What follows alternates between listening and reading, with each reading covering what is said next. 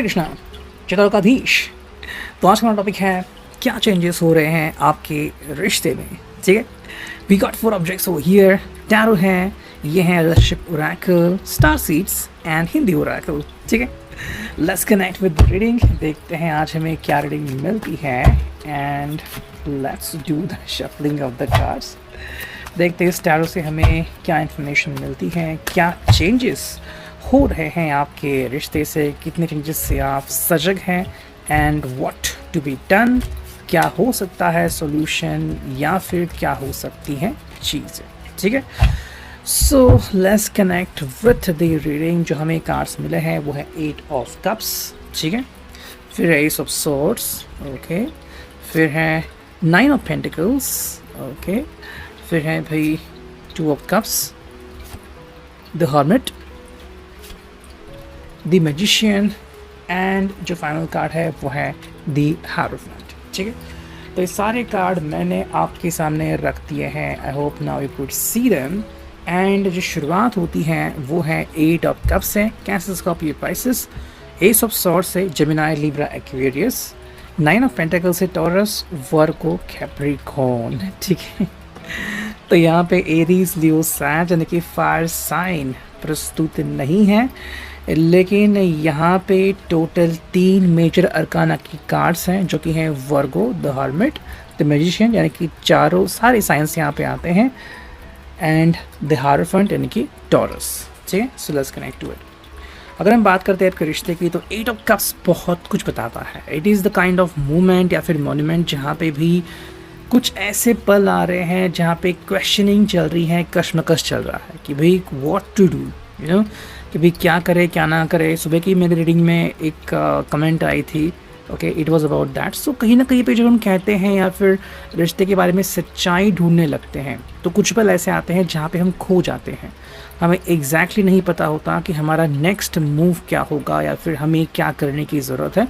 तो ये सिचुएशन है जहाँ पे या तो ये पर्सन जो है वो अपने करियर में बहुत ज़्यादा डूब गया है या फिर फैमिली की रिस्पॉन्सिबिलिटी बहुत ज़्यादा आ गई है, रोज़मर्रा का टेंशन काम इतना ज़्यादा है कि अब वो अपने लव लाइफ की तरफ या तो नहीं देख रहा है या तो उसके पास इतना टाइम नहीं है। दूसरी तरफ से हम ये भी कह सकते हैं कि शायद पहले जितना मिलना होता था अब अगर उतना मिलना नहीं हो पा रहा है या फिर कुछ क्वेश्चंस है, इश्यूज़ है जो सॉर्ट आउट नहीं हुए हैं, तो वो चीज़, वो रीज़निंग हमें यहाँ पे दिखाई देती है। हालांकि यहाँ पे काफ़ी कुछ होप भी दिखाई देती है, बस एक छोटी सी शुरुआत करने की ज़रूरत है जिसे हम कहते हैं S of swords, Gemini, Libra, Aquarius का कम्युनिकेशन का साइन। कि भी छोटा सा हल्का सा कम्युनिकेशन, चाहे फिर वो कम्युनिकेशन आप सोशल मीडिया के थ्रू करें, पर्सनली मिलके करें, फ़ोन कॉल पे करें, मैसेजेस पे करें, अगर ये छोटी सी भी मूवमेंट होती है तो इस पर्सन को काफ़ी कुछ रिलैक्सेशन मिलेगा। जैसे कि हम काफ़ी ऐसे दोस्तों से मिलते हैं जो बिछड़ गए थे, फिर मिलते हैं, फिर वो भी जल्दी में होते हैं, 2 मिनट बात होती है फिर वो निकल जाते हैं, फिर पता नहीं होता वो मिलेंगे कब मिलेंगे। बट जब हम हल्का सा एक मैसेज करते हैं बीच में तो कम्युनिकेशन शुरू होता है एंड वो विद इन वीक्स आता है, फिर डेज़ में आता है एंड देन फाइनली हम मिलते हैं। वही चीज़ हमें यहाँ पे दिखाई देती है। 9 ऑफ पेंटिकल्स, तो यहाँ पे एक्चुअली ये पर्सन प्रैक्टिकल चीज़ों के पीछे भाग रहा है। उसके मन में काफ़ी सारी अभिलाषाएं हैं, मुझे ये करना है, मुझे वो पाना है, मुझे ये सब अपना सपना सच करना है, वो चीज़ें हैं यहाँ पे। लेकिन ये सारी प्रैक्टिकल चीज़ें आती हैं। प्यार को हम प्रैक्टिकली नहीं देखते, हमें उसे इमोशनली देखते हैं। एंड बिकॉज ऑफ दैट यहाँ पे जो चीज़ आती है कि भाई व्हाट अबाउट द इमोशंस। तो फिलहाल इस पर्सन की जो सारी निगाहें हैं वो प्रैक्टिकल आउटलुक की तरफ हैं, जैसे कि मैं और कितना पैसा कमा सकता हूँ या फिर कितनी अच्छी कंपनी में मैं ज्वाइन हो सकता हूँ या फिर मेरा फ्यूचर कितना ब्राइट हो सकता है, तो उसकी तरफ ही ये है। लेकिन जैसे ही वो सारी चीज़ें पा लेगा, मोस्टली शाम या रात के टाइम ये पर्सन ज़्यादातर आपको याद करने की कोशिश हम देख सकते हैं। 2 ऑफ कप्स है यहाँ पे। तो जैसे हम इन तीनों कार्ड्स को देखते हैं उसके बाद जो एंट्री होती है वो है इमोशंस की। कप्स यानी कि इमोशंस, तो हाँ भाई यहाँ पे इनके इमोशंस आते हैं, फाइनली वो आपसे कनेक्ट होते हैं। लेकिन कब? जब वो सारी चीज़ों की तरफ ध्यान देते हैं, मतलब पहले सारी दुनिया, उनकी फैमिली, उनकी कश्मकश, उसके बाद उनका आता है दिल। कई बार हमें दिल प्रस्तुत होता है प्रथम स्थान पे, लेकिन यहाँ पे चौथे स्थान पे आ गया है। सो वो चीज़ हम यहाँ पे देख सकते हैं। यहाँ पे इस पर्सन को एक सही डायरेक्शन की, सही गाइडेंस की ज़रूरत है। चाहे तो फिर आप किसी अपने पुराने दोस्त की भी हेल्प ले सकते हैं, या फिर जो आपका मीडिएटर हो या फिर आपके अच्छे ताल्लुकात हो तो आप खुद ही इनसे कम्युनिकेट कर सकते हैं। फिर बातों से बात बढ़ाना, इनसे कम्युनिकेट करना, इनको अपने दिल की बात बताना, ये काफ़ी इंपॉर्टेंट है। यहाँ पे ये पर्सन एग्जैक्टली गुस्सा है ऐसा तो हम नहीं कह सकते, लेकिन अपने कामों में उलझे हुए हैं ये तो ज़रूर कह सकते हैं। और इस पर्सन को राइट डायरेक्शन में जाने की सख्त ज़रूरत है। यहाँ पे जो चीज़ है वो है द मैजिशियन, सब तरफ ये अपना जादू चलाना चाहते हैं। जैसे कुछ लोग हम देखते हैं, चाहे वो पॉलिटिशियन हो या कुछ और हो, उनका जादू हर तरफ होता है। बट जब हम बात करते हैं पर्सनल रिलेशनशिप की तो चीज़ें यहाँ पे बदल जाती हैं। यहाँ पे आता है फाइनली द हायरोफेंट। ये पर्सन एक्चुअली शायद उसने यहाँ पे कमिटमेंट काफ़ी पहले दी थी, लेकिन अब वो कमिटमेंट निभाने की ज़रूरत है जो अभी भी यहाँ पे नहीं दिख रही है। हालांकि जो पर्सन इन सारी चीज़ों को प्राप्त कर लेगा वो डायरेक्टली द हायरोफेंट की तरफ जाएगा, एंड जो भी उसने वादे किए हैं वो कंप्लीट करने के ऊपर ही उसका भर होगा।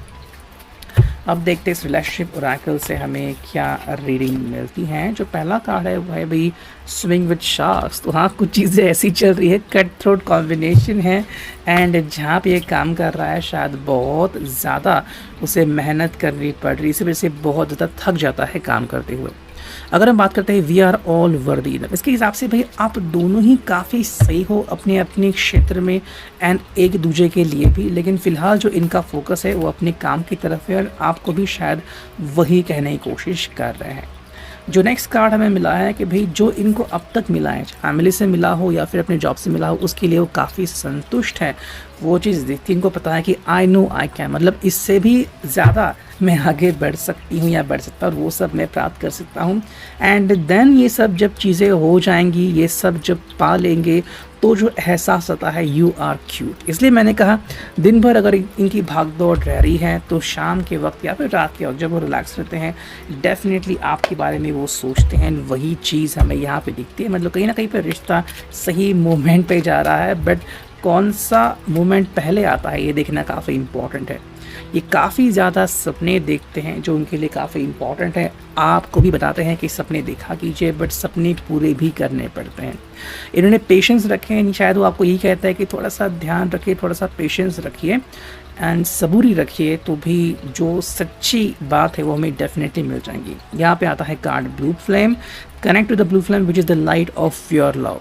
शायद वो ये जानना चाहते हैं कि जो आपके बारे में वो फील करते हैं, क्या वो इन्फैचुएशन है या फिर वो सच्चा प्यार है, ट्रू लव है, या फिर एक प्रैक्टिकल चीज़ है, या फिर सिर्फ रोमांस है, तो वो सब जानना चाहते हैं। ठीक है, नेक्स्ट कार्ड मिला है वो है मैग्निफिसेंस। उनको ये पता चलता है कि जैसे वो आपसे कनेक्ट होते हैं बहुत उम्दा एहसास उनको मिलता है, एंड इसके लिए वो आपके काफ़ी ज़्यादा शुक्रगुजार है। मतलब जैसे मैंने कहा बिल्कुल वही है, प्रैक्टिकल सोच इनकी काफ़ी बढ़ गई है, इमोशनल सोच थोड़ी सी कम हो गई है यहाँ पे।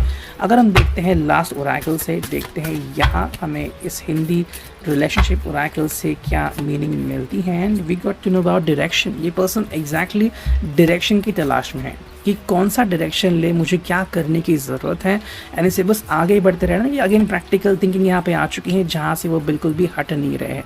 हालांकि यहाँ पे एक चीज़ है जो कि मानसिक रूप से टूटना, मेंटल ब्रेकडाउन, शायद ये हो चुका है या फिर हो सकता है।